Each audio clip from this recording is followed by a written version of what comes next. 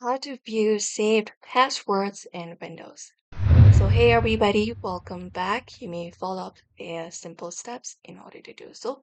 So for that, first of all, you can open up your device and you can directly head over the search in your button and type in credential and it will open up this credential manager of control panel. So open it up and once you open it up here, you will be getting Wave credentials and Windows credentials. So if you want to look out for the credentials of your Wave, here you will be finding it.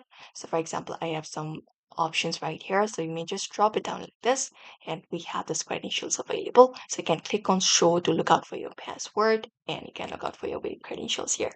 Similarly, if you want to look out for your Windows credentials, head over to Windows credentials and here also if you have any credential available, it will show it here. You can just drop it down and you can just look out for the credentials same way by clicking on show password on your screen.